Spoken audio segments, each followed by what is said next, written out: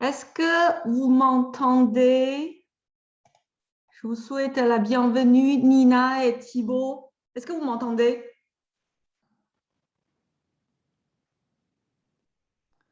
Si vous m'entendez, vous me répondez.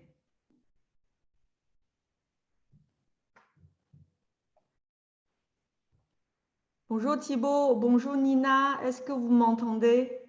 Bonjour, oui, très bien. Très bien, Oui. super. Merci d'être venu pour participer à ce séminaire, enfin à ce webinaire, pardon. Avant de commencer, on va attendre un petit peu que les autres arrivent. Je voulais juste faire quelques notes. C'est si, il y a beaucoup de valeurs dans ce webinaire, donc si vous pouvez prendre de quoi noter. Ça, c'est une première chose. Ensuite, il y aura une étape questions-réponses qui sera vers la fin. Donc, si jamais vous avez des questions ou si je n'ai pas été claire, vous pouvez très bien me poser les questions à la fin. Demain, il y aura un autre webinaire. C'est le même lien, même mot de passe. Donc, tout sera identique à 14 heures.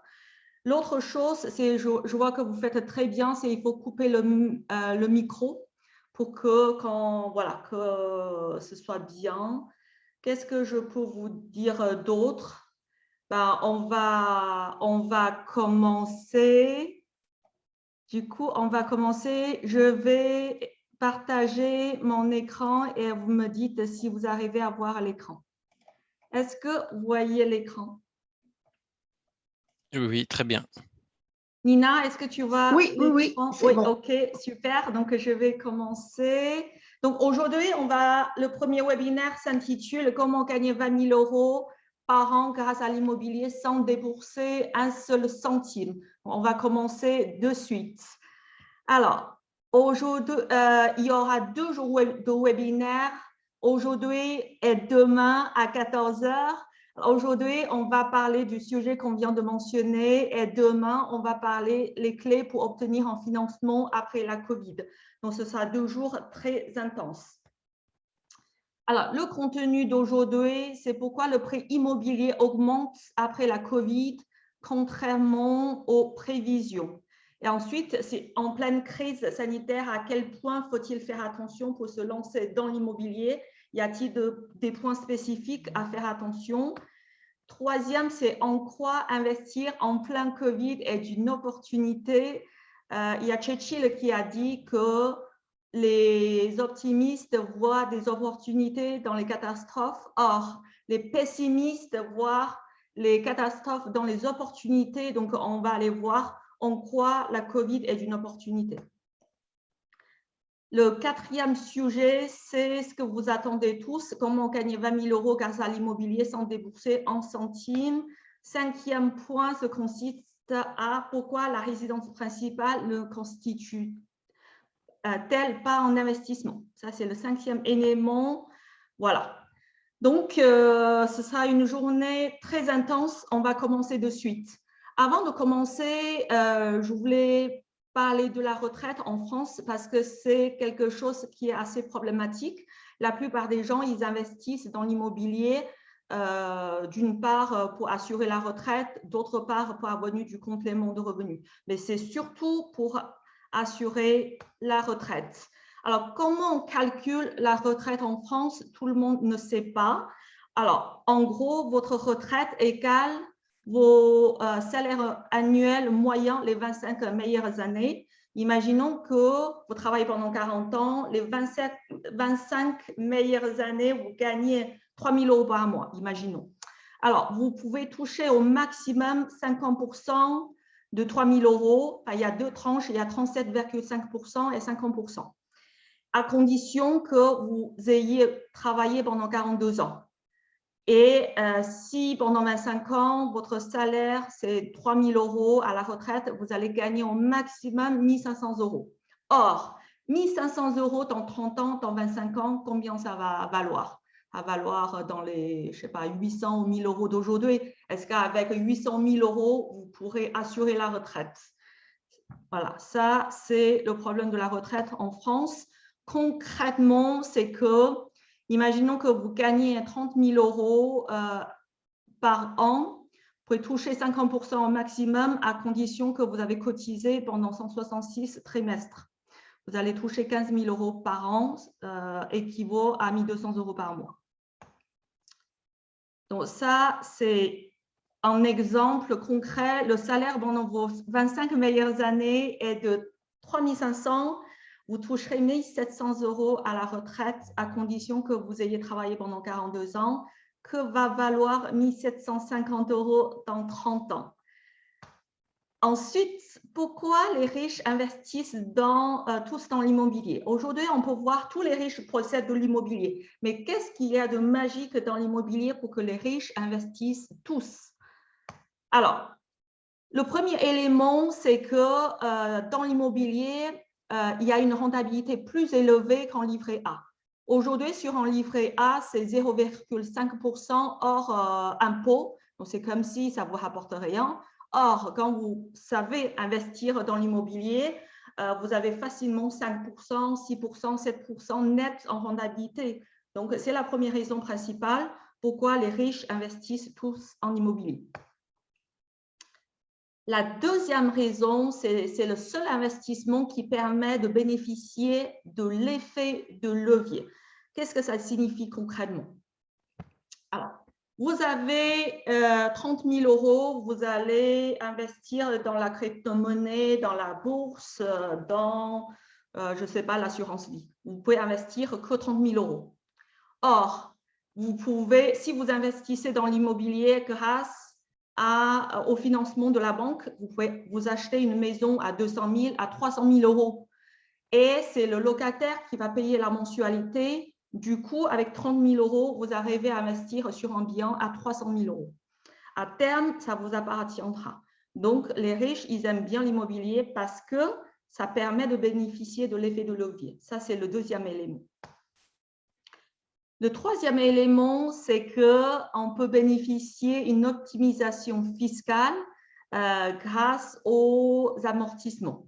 C'est la raison pour laquelle les riches, ils ont tous de l'immobilier.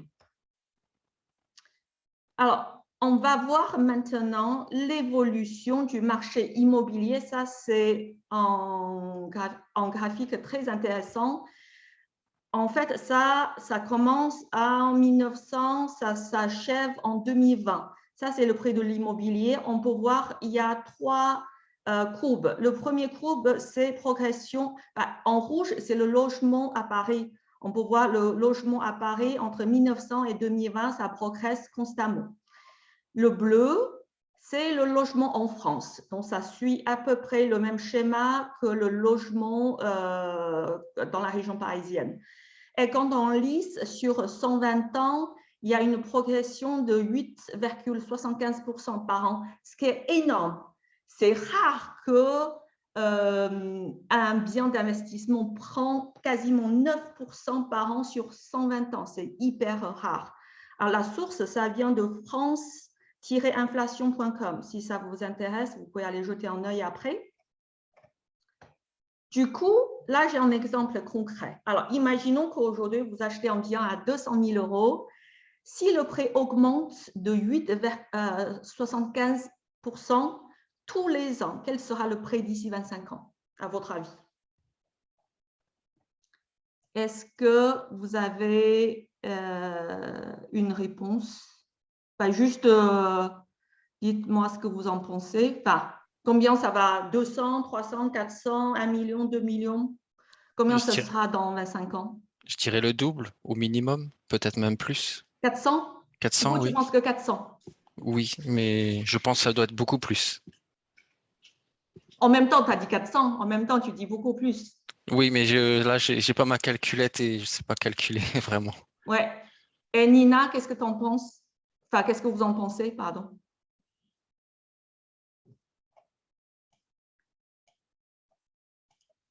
Non? Bah, je vous dévoile la réponse. Alors, ça, c'est de l'effet cumulé. C'est beaucoup, beaucoup, beaucoup plus important que ce que vous ne pensez. La réponse est 1,360 million. Donc, avec l'effet cumulé, c'est juste énorme. Ça prend 6 fois la valeur si tous les ans, ça prend 8,75%. Autre chose, c'est pourquoi le prix de l'immobilier augmente-t-il après la Covid? Alors aujourd'hui, il y a beaucoup de gens qui disent ouais, au début de la Covid, ça va baisser parce que le prix de l'immobilier est déjà trop élevé, le salaire ne suit pas, le bulle va s'éclater, enfin, on entend de tout et de rien. La réalité étant que le prix augmente quand même après la Covid. Ça fait 1 an et demi qu'on est dedans, ça augmente quand même, léger, mais il y a une petite augmentation. Alors, pour plusieurs raisons. Un, c'est les Français se ruent sur les maisons en banlieue ou en province. Donc, le marché immobilier reste quand même très actif parce que les gens, ils cherchent à avoir un bout de terrain, de jardin. Du coup, ils cherchent une maison un petit peu plus loin de centre-ville. Deuxième raison, c'est les Français épargnent beaucoup pendant la Covid et pour anticiper l'inflation, ils préfèrent investir dans la pierre plutôt que dans les assurances vie qui rapportent quasiment rien. Aujourd'hui, dès qu'une assurance vie vous rapporte 2 à 3%, tout de suite, vous prenez des risques. Ça, ce n'est pas garanti à 100%, alors que la rentabilité n'est pas super élevée. Donc, c'est la raison pour laquelle le prix de l'immobilier augmente quand même après la Covid.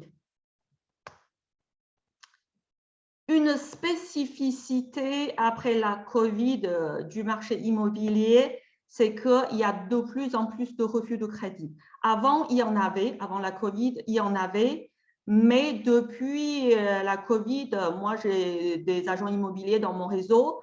Une fois par mois, on va dire minimum, je vois des annonces telles que suite à un refus de crédit, remise en vente de notre pavillon.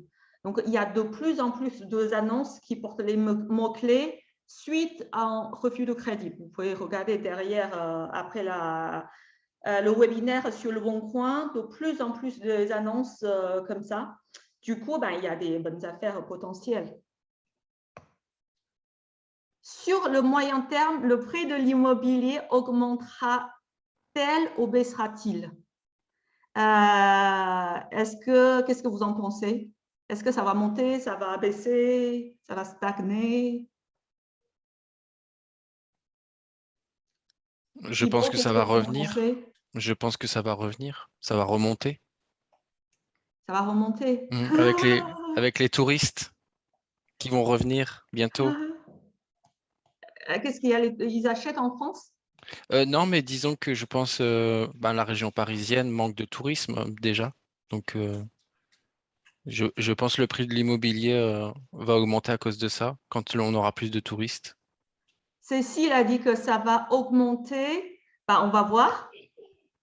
On va voir. Alors, on prédit que le prix va baisser sur le moyen et le long terme. Pourquoi? C'est les spécialistes sur Internet. Parce qu'il y aura de plus en plus de chômeurs suite à la Covid. Parce que le prix est déjà trop cher, la bulle va s'éclater et parce que le salaire ne suit pas le prix de l'immobilier. Ça, c'est les prédictions. Mais je n'ai pas dit que ça va se produire. Mais il y a des gens qui prédisent ça sur Internet. Mais en fait, aujourd'hui, vous allez voir, le prix de l'immobilier n'a aucune importance. Pourquoi? Je vais vous expliquer. Moi, je dirais que c'est une question très complexe. Pour quelle raison? Les Français ayant de l'épargne cherchent à investir. Les deux investissements de refuge restent l'immobilier et l'or. Dès que vous avez un petit peu de l'épargne, 5 000 euros, 10 000 euros, 20 000 euros, il y a très peu de joueurs. Les gens, ils mettent un petit peu d'argent dans la bourse, mais ça va être 1 000 euros. Personne ne va mettre 100 000 euros dans la bourse. En tout cas, c'est très peu. Donc, les investissements de refuge restent et resteront toujours l'immobilier et l'or. Dès que les gens ils ont un peu de sous, ils achètent de l'immobilier ou ils achètent de l'or. En réalité, le prix de l'immobilier n'a aucune importance. Pour quelle raison? Raison 1, les Français détiennent l'immobilier entre 10 et 15 ans, le prix augmentera sur le long terme. On va voir un graphique qui est hyper intéressant. Alors, ce graphique trace entre 2000 et 2021. Donc, ça va pendant, c'est sur une durée de 20 ans. Et on va voir, le rouge, c'est Île-de-France appartement. On peut voir en 2000, l'indice, c'est 40. Et en 2020 ou 2021, c'est presque 130. Donc, de 40 à 130, ça a triplé, plus que triplé. Donc, l'appartement en Île-de-France, ça a plus que triplé.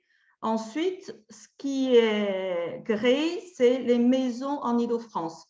On peut voir que ça démarre à l'indice 50 en 2000 et ça va jusqu'à 120 en 2020. Donc, ça a plus que doublé, presque 250%. Voilà, c'est bien ça. Et on part en province, tout ce qui est jaune, c'est province appartement. Les jaunes, ça démarre à 50 en 2000, et ça augmente jusqu'à 120. Donc, c'est pareil, ça a plus que doublé en 20 ans.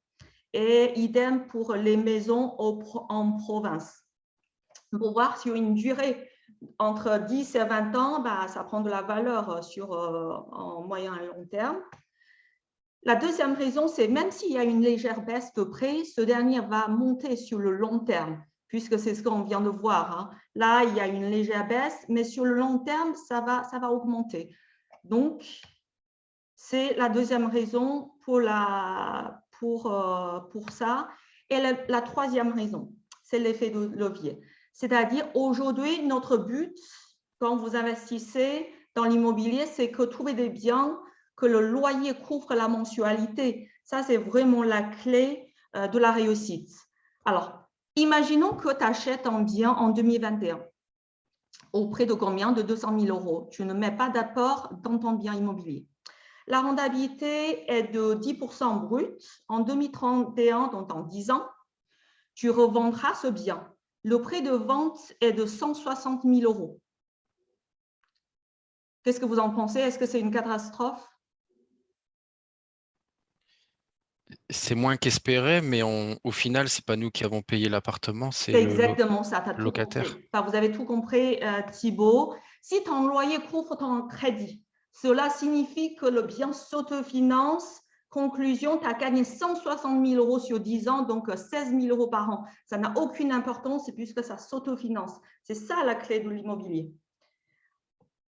En revanche, si tu achètes ton bien à 200 000 euros en cash et tu le revends à 160 000 euros, effectivement, je suis désolée, tu perds de l'argent puisque tu avais payé comptant. Mais si tu empruntes le levier de la banque, le crédit, ça n'a pas vraiment d'importance. Après, je n'ai pas dit qu'on va acheter au prix super cher, quand on peut négocier. Évidemment, on va négocier, mais ça, ce n'est pas vraiment le plus important. Souvent, les gens, ils sont focalisés sur le prix de l'immobilier. En fait, ce n'est pas ça le plus important. Alors, si ce n'est pas le prix de l'immobilier qui est le plus important, qu'est-ce qu'il y a d'important? À savoir, si la rentabilité est de 10%, en 10 ans, l'appartement t'appartient, puisque tu as 10%, imaginons le 10% c'est net, en 10 ans, l'appartement t'appartient, donc tu as l'appartement. Quand tu bénéficies de l'effet de levier, le prêt d'achat importe peu, car c'est le loyer qui couvre le crédit. Ça, on a dit. Le plus important étant, alors, qu'est-ce qui est le plus important? Maintenant, on sait que le prêt, ce n'est pas le plus important. Alors, le plus important, c'est de trouver un financement. Aujourd'hui, les banques, ils ont serré le tuyau, donc ce n'est pas facile d'obtenir un financement. Deuxième, c'est trouver un locataire solvable. Troisième, c'est éviter les impayés. Il faut trouver le financement, trouver le bien qui s'autofinance et trouver un locataire qui est solvable. Ça, c'est le plus important. Tu n'as pas besoin de parier sur l'avenir, car personne n'a une boule de cristal chez soi. Tout ce que tu as besoin est de profiter de l'effet de levier. Tu n'as pas besoin de deviner, ça va baisser, ça va augmenter. En fait, on n'en sait rien. Même les spécialistes, ils se trompent. Hein.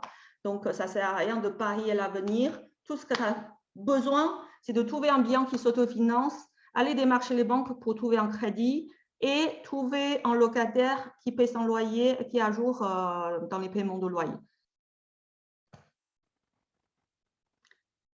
Alors, donc, ça a l'air facile, tout ce que je viens de dire, mais qu'est-ce qu'on doit faire attention après la COVID? Est-ce que ça change des choses? Est-ce que il y a moins de locataires ou il y a moins de locataires solvables? Qu'est-ce qu'on doit faire attention après la COVID? Un, c'est sélectionner au mieux ton bien. Alors, après la Covid, la réalité étant qu'il y a moins de touristes à Paris ou dans les villes touristiques, on va dire. Mais vous allez me dire, mais moi, je vais acheter en banlieue ou en province, je ne vais pas acheter à Paris. Donc, en quoi les touristes, ça impacte mon logement? Il faut que vous sachiez qu'avant dans Paris, il y a beaucoup de Airbnb, donc location courte durée. Les gens, quand ils ont un petit studio, ils prennent un designer, ils décorent bien, ils louent à 100 €, voire à 120 € par jour à des touristes. Maintenant, il n'y en a plus, ou il y en a très peu. Donc, qu'est-ce que ces propriétaires font? Ils vont le louer au mois ou à l'année. Donc, avant, c'était 100 € par jour. Maintenant, ils vont le louer à 600 € par mois, 700 € par mois, 800 € par mois. Donc, si ils se mettent en location longue durée, du coup, ça va impacter d'une part les logements, enfin les locations en banlieue et d'autre part les colocations. Donc, ça va impacter. Voilà, suite à la Covid. Du coup, il faut faire très attention d'avoir un excellent emplacement où il y a des demandes locatives. Le deuxième élément, c'est un bien qui se loue facilement et où il y a des locataires potentiels. Troisième, c'est ne t'aventure pas dans les biens à risque. La copro en mauvais état, manque de luminosité, sixième sans ascenseur, un bien qui a 20 minutes à pied du transport, même si tu payes moins 30% du prix de marché, imaginons, mais si ton logement ne se loue pas, à quoi ça sert? Si c'est pour rembourser le crédit de la banque, ça n'a aucun intérêt. Donc, il ne faut pas s'aventurer sur les biens à problème. Alors, si tu décides de rester en veille et d'acheter quand le prix sera au plus bas, c'est une très mauvaise idée. Pourquoi? Il y a des gens qui se disent ça va baisser, je vais attendre encore 2 ans, je vais attendre que la Covid passe. En quoi c'est une mauvaise idée? Alors là, je ne sais pas. Donc, vous pensez que c'est une bonne idée, il vaut mieux attendre 3 ans? Si on attend trop longtemps, on ne fait jamais rien aussi. Donc, oui, mais ça va peut-être baisser, Thibaut. Non, ça Mais non, puisque le prix n'a pas d'importance, c'est pas la peine d'attendre. Oui, c'est vrai. Merci de prendre le slide précédent. C'est tout à fait ça. En fait, tu ne sais pas quand est-ce que ce sera au plus bas. Alors, imaginons que ça va baisser de 5%. Mais est-ce que c'est au plus bas ou c'est pas au plus bas? Ça va peut-être encore baisser ou ça va remonter. Enfin, on n'en sait rien. Donc, on ne sait pas. Es-tu certain que tu auras toujours ton job? Ça, c'est le big question. C'est j'attends 3 ans, j'attends 5 ans. Mais est-ce que mon emploi, c'est éternel? Je peux vous dire, pour ceux qui ont lu mon livre, j'étais en CDI pendant 6 ans et j'étais licenciée. Donc, c'est pas, aucun emploi n'est pérenne. Donc, profitez de ton emploi qui est encore stable pour profiter de l'effet de levier et pouvoir emprunter à la banque. Alors maintenant, la grande question, il y a beaucoup de gens qui sont venus pour ça, c'est comment gagner 20 000 € par an grâce à l'immobilier. Je crois que je vais m'arrêter là. Non, je plaisante. Vous voulez que je m'arrête là? Non. Non. Je vais arrêter mon webinaire. Non, je plaisante. Alors, si j'achète 2 biens en 2021, chaque bien s'élève à 200 000 €. Alors, 10 ans plus tard, à savoir en 2031, qu'est-ce qui va se passer? On va voir. J'ai dessiné 2 petites maisons. Alors, dans 10 ans, puisque le crédit en moyenne, ça s'étend sur 20 ans, dans 10 ans, en fait, il y aura la moitié qui seront remboursés. Donc, sur un bien à 200 000 €, donc il y aura 100 000 € qui seront remboursés, 100 000 € non remboursés. Pour le deuxième logement, c'est la même chose. Qu'est-ce que je vais faire dans 10 ans? Alors, en 2031, tu vas revendre le deuxième bien pour rembourser le crédit du premier. ton patrimoine s'élève donc à 200 000 euros et tu gagnes donc 20 000 euros par an. En fait, dans 10 ans, tu vas vendre l'autre moitié pour rembourser le premier crédit. Évidemment, il y a des taxes de plus-value, mais je voulais juste schématiser pour vous montrer que quand vous connaissez l'effet de levier, on peut faire des belles choses grâce à l'immobilier. Voilà, donc ça te fait gagner 20 000 euros par an grâce à l'immobilier sans se débourser un centime. Maintenant, on va avoir un aperçu sur les salaires en France. Alors ça, c'est les stats que j'ai trouvées. On peut voir en France, il y a 67 millions d'habitants en France. Les gens qui gagnent moins de 1 500 euros, c'est à peu près 22%. Les gens qui gagnent entre 1 500 et 2 000 euros par mois, c'est 30%. Les gens qui gagnent entre 2 000 et 2 500 euros, c'est 18%. Et les gens qui gagnent entre 2 500 et 3 000 euros, c'est 10,3%. Et les gens qui gagnent entre 3 000 et 4 000 euros, c'est 9,9%. Les gens qui gagnent entre 4 000 et 6 000 euros, c'est 6%. Et les gens qui gagnent entre 6 000 et 8 000 euros, c'est 1,6%. Et ceux qui gagnent au-delà de 8 000 euros, c'est des minorités, c'est à peu près 1,4%. Qu'est-ce que je voulais dire par là? Je voulais dire que si tu comptes sur une éventuelle augmentation de salaire pour gagner en indépendance financière ou assurer la retraite, ça va être très, très compliqué parce que pour doubler le salaire, c'est très, très compliqué. Donc, grâce à l'immobilier, grâce au crédit de la banque et à l'effet de levier, on peut avoir un complément de revenus ou assurer la retraite. Alors, en quoi la résidence principale, RP, c'est résidence principale, n'est pas un investissement en soi? Alors ici, je voulais préciser, quand je dis investissement, c'est que, imaginons que j'investis 1 000 euros en bourse, j'en gagne, ça me fait gagner 1 000 euros. Du coup, avec ces 1 000 euros, je vais me faire plaisir, je vais partir en vacances et je vais m'acheter une voiture.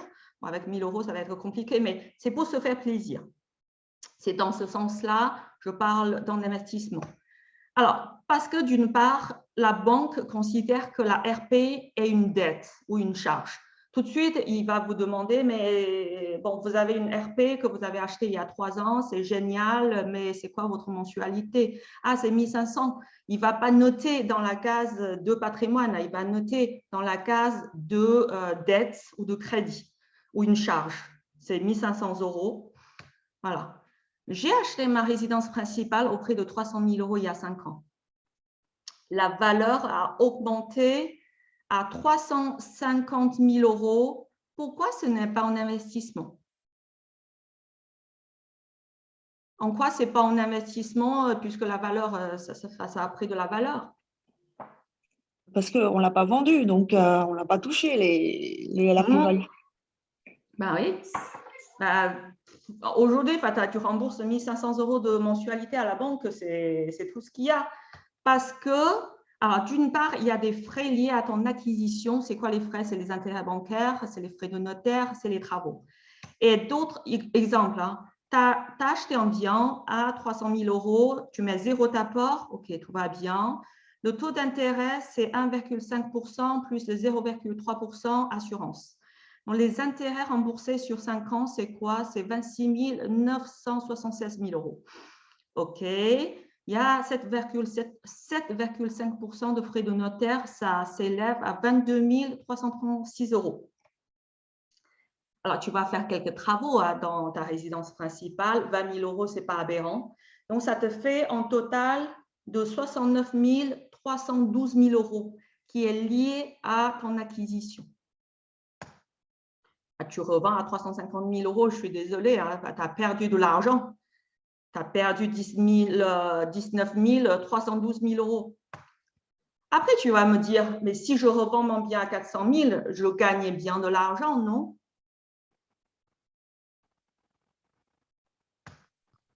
Oui, à condition que tu ailles dormir sous les ponts. bah, tu as toujours besoin d'acheter une résidence principale. Donc, oui, quand à la retraite, tu vas vraiment revendre ton bien et tu vas acheter un appartement plus petit. Là, tu vas profiter de l'écart de prix. Mais sinon, bah, c'est des mensualités, c'est des crédits pendant 20 ans, pendant 25 ans. À savoir, les autres biens immobiliers ont également augmenté. C'est-à-dire, moi, j'avais un collègue qui habite à Champigny, qui avait un pavillon à Champigny, et les enfants, ils étaient à l'étroit. Donc, il s'est dit, ben, je vais m'acheter une maison plus grande avec un jardin plus grand. Bien sûr, sa maison a pris de la valeur, mais il s'est rendu compte que les autres maisons, ça a pris de la valeur aussi. Donc, il ne pouvait toujours pas s'acheter une maison plus grande. Alors, la plupart des riches n'épuisent jamais leur capacité d'emprunt dans le but d'investir. C'est-à-dire, ils laissent toujours une marge. Aujourd'hui, le plafond, ça dépend des banques, hein, c'est 33% de taux d'endettement ou 35%. Les riches, ils laissent toujours une enveloppe pour investir sur autre chose. Alors, pourquoi le meilleur moment pour investir est d'aujourd'hui? Parce que plus tu es jeune, plus ce sera facile d'emprunter. Le taux est relativement bas aujourd'hui. Aujourd'hui, le taux reste historiquement bas. J'ai des élèves qui empruntent hors assurance à 0,8%. C'est comme si l'argent est gratuit, hein. Il y a 10 ans, c'était 6%, 8%, 10%. Aujourd'hui, ça ne coûte rien l'argent. Alors, ou quasiment rien. Alors, 2, c'est es-tu certain que tu vas garder ton job? C'est toujours le même problème. 3, c'est sur le long terme, l'immobilier augmentera toujours. Donc, si tu avais investi il y a imaginons que aujourd'hui, tu as les moyens d'acheter 20 mètres carrés de ton Paris. Si tu attends 5 ans, tu vas acheter 18 mètres carrés. Si tu attends 10 ans, tu vas acheter 13 mètres carrés, etc., etc. Parce que le prix dans l'ensemble, ça augmentera toujours. Et le quatrième, c'est la Covid est une opportunité en or. Parce que, comme je vous ai dit dès le début, il y a des difficultés d'obtenir un crédit. Il y a des possibilités de dégoter une bonne affaire parce qu'il y a de plus en plus de refus de crédit. Il faut savoir, les gens qui vendent leurs biens immobiliers, il n'y a personne qui se lève le matin en disant que coucou, ce matin, ce soir, demain, je vais vendre mon appartement. Ça n'existe pas. C'est toujours suite à une raison. Soit c'est professionnel, soit c'est familial, soit c'est financière. Ça peut être un divorce, ça peut être une mutation professionnelle, ça peut être une succession, ça peut être une naissance, etc., etc. Ça peut être des retraités qui veulent vendre leur maison dans la région parisienne et partir dans le sud. En tout cas, ce que je voulais dire par là, c'est les gens qui vendent leur maison ou leurs biens, ils sont relativement pressés. Ils peuvent attendre 2 mois, 3 mois, 4 mois, mais rares peuvent attendre 2 ans, 3 ans, 4 ans. Donc, ils sont relativement pressés. Du coup, c'est une opportunité en or pour déceler les bonnes affaires à condition que tu sais comment les dégoter.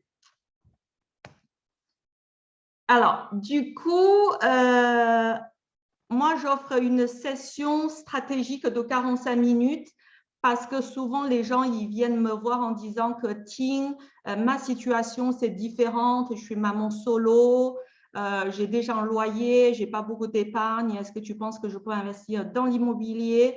Ou Ting, j'ai déjà acheté ma RP, ma résidence principale, mon mari, il est auto-entrepreneur, est-ce que tu penses qu'on peut continuer à investir, etc., etc. Donc, en fait, j'offre une session stratégique de 45 minutes pour vous faire avoir plus de clarté dans votre projet immobilier. C'est totalement gratuit, c'est offert, donc n'hésitez pas à prendre un rendez-vous avec mon équipe. Voilà. Ensuite, c'est demain, on va parler quel est l'impact du Covid sur le marché locatif. Comme j'ai expliqué au début du webinaire, même lien, même mot de passe, même heure, même personne qui donne le webinaire. Voilà, on va passer aux questions-réponses. Avez-vous des questions?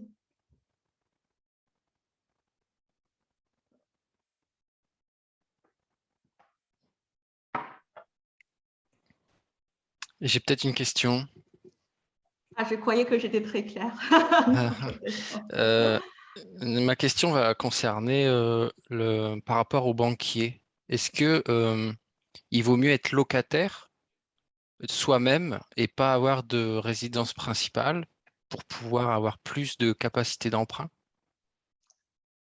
En fait, il n'y a pas une réponse définitive à donner. Alors, parce qu'en fait, aller emprunter, ça dépend de beaucoup de paramètres. Ça dépend de ton épargne, ta capacité d'épargne, tes revenus. Est-ce que tu es déjà locataire ou propriétaire? Ça dépend de ton âge, de ta situation de santé, etc., etc. Donc, c'est assez complexe. Je ne peux pas te répondre. Souvent, les gens ils pensent que quand on est en locataire, on ne peut pas emprunter. C'est faux. On peut emprunter, mais il faut prendre les bonnes banques qui financent les investissements locatifs, qui a la bonne façon de calculer le taux d'endettement. D'accord, ça marche. Donc, il n'y a pas une réponse A ou B, ben, ça dépend. Ça dépend, ok. Mais en fait, moi, j'avais une autre question, mais ça rejoint un peu ce que disait Thibaut. C'est vrai que moi, je suis déjà propriétaire, mais avec un apport pour acheter autre chose. Toute situation est unique, en fait. Tout dépend, comme vous dites, l'âge, la situation professionnelle, l'argent qu'on peut investir. Moi, ça me paraît pas impossible, en fait. Après, j'imagine qu'il y a le taux d'endettement qui joue énormément sur un bien que je possède, mais voilà. Je me dis que si on arrive avec de l'argent à la banque, en général, elle ne vous ferme pas la porte. C'est ça. Pour bien se vendre aussi, il faut savoir, demain, on va parler on va également parler de financement bancaire demain. Il faut savoir se vendre, il faut faire un business plan, il y a plein de paramètres qui rentrent en compte. Moi, pour vous parler, je vais pas, juste comme ça, mais moi, ce qui a joué énormément dans mon cas, c'est le courtier, en fait. C'est trouver le bon courtier parce que même les banques chez qui j'étais et qui voyaient que j'avais quand même une régularité de paiement de mes traites n'ont pas du tout été réceptives, en fait, par rapport à mes demandes, alors que c'est vraiment le courtier qui a trouvé, mais jamais la banque en direct. D'accord. Il faut savoir, quand vous démarchez en courtier, moi, je ne conseille pas de compter 100% sur les courtiers. Pour quelle raison? Tout simplement parce que les courtiers, en fait, ils sont rémunérés par leur temps. Donc, ils prennent en général des dossiers les plus faciles parce qu'en fait, un courtier, il facture entre 800 et 2000 euros. Alors, imaginons qu'il y a M. Dupont qui a un emploi stable, qui gagne 2000 euros, qui va voir un courtier, et Tim Cortez qui va aller voir un courtier. Aujourd'hui, ma situation, comme j'ai plus en CDI, c'est compliqué. D'autant plus que j'ai plusieurs biens, j'ai 7 biens, je vais aller emprunter pour mon 8e bien. Donc, c'est un dossier hyper complexe. OK? Monsieur Dupont, il a un dossier relativement simple. Donc, il gagne 2000 euros, il est en CDI, il cherche pour son premier investissement locatif. Donc, le courtier, il va prendre le dossier de monsieur Dupont. Avec moi, il va dire, ting, ting, il n'y a pas de problème, t'inquiète, je m'en occupe. Sauf derrière, il ne va pas s'en occuper parce qu'en fait, il est rémunéré par son temps. Quand il s'occupe du dossier de monsieur Dupont, il va passer 1 heure. Quand il s'occupe de mon dossier, il va passer 10 heures, même pas sûr d'avoir le crédit. Donc, vous pouvez très bien aller démarcher en courtier, mais minimum, il faut aller voir 2 banques en parallèle du courtier parce qu'au cas où le courtier vous plante, vous avez toujours les 2 refus pour sortir de la transaction. D'accord. Merci. Et Tim, qu'est-ce que tu penses des banques en ligne?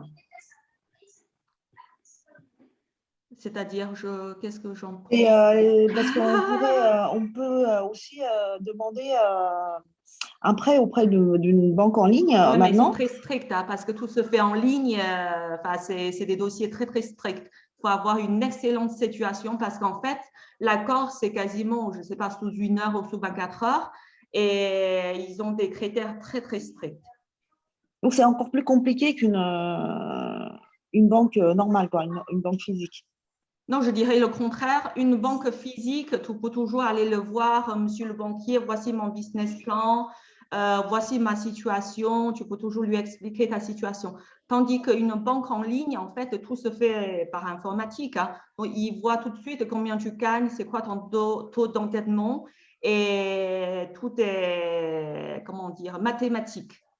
D'accord, ok. Quand tu as une bonne situation, c'est très bien, hein, tu as l'accord sous 1 heure ou sous 24 heures. Mais quand tu as une situation un petit peu compliquée, auto-entrepreneur, de bilan, tu as des situations un petit peu complexes, ils te donnent un refus directement. Ok. Et quand tu dis qu'il faut garder un CDI, le CDI, c'est pour la banque. C'est surtout pour montrer qu'on travaille et pour assurer la banque. C'est ça. D'accord.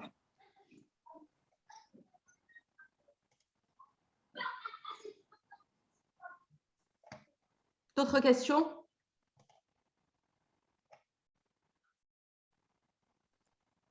Non, c'est très bien pour moi. Je n'ai pas d'autres questions. Vous êtes prêt à investir, Thibaut? Prêt à passer à l'action? Ah oui, plus que jamais. Moi aussi, hein, plus que jamais. Il faut juste trouver le bien, en fait. S'il n'y a pas d'autres questions, ben, on va s'arrêter là. Je vous donne rendez-vous demain. Même lien, même heure. On va parler de la banque et de la location. Ben, je vous dis à demain. Très bien, merci beaucoup. En tout Merci. cas. Je vous en prie. Merci beaucoup d'être venu. Merci. Au revoir. Merci.